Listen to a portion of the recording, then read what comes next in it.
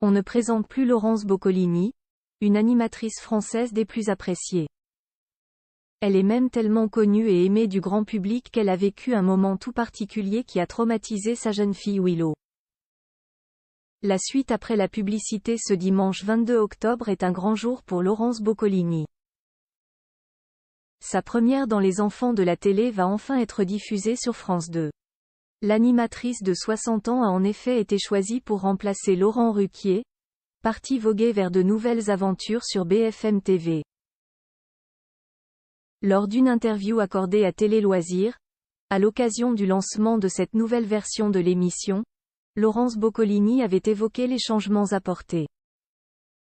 La bonne humeur, les chroniques et les casseroles qui ont fait le succès de l'émission seront toujours présentes.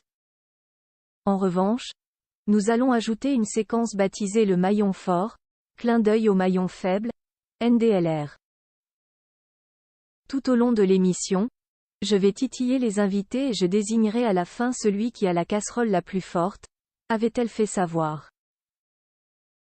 Il s'agit donc d'un nouveau challenge pour celle qui évolue dans le milieu audiovisuel depuis plus de 30 ans. Passée par TF1, TMC mais aussi à la radio, sur Europe 1, France Inter et RTL, avant d'atterrir sur France 2, Laurence Boccolini a eu une carrière bien remplie, laquelle a fait d'elle une des personnalités préférées des Français. Aux grandes dames de sa fille Willow, bientôt 10 ans. Et pour cause, la fillette s'est déjà retrouvée dans une situation démentielle en raison de la notoriété de sa maman. En 2019, nous étions à Ouistreham, dans le Calvados, NDLR, ma ville natale, pour l'inauguration de la promenade de la paix. Une foule de fans nous a encerclés. C'était émouvant mais aussi impressionnant à vivre. Ma fille, qui n'avait que 6 ans, a eu très peur. Il a fallu nous réfugier dans une boutique de souvenirs. En repartant, elle m'a dit « Je déteste ton métier. Mais cela n'est arrivé qu'une fois car les gens sont toujours bienveillants avec nous », a confié l'animatrice.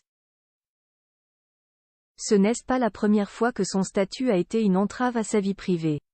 Elle ne garde par exemple pas un très bon souvenir de son mariage avec Michael Facailo célébré en 2004.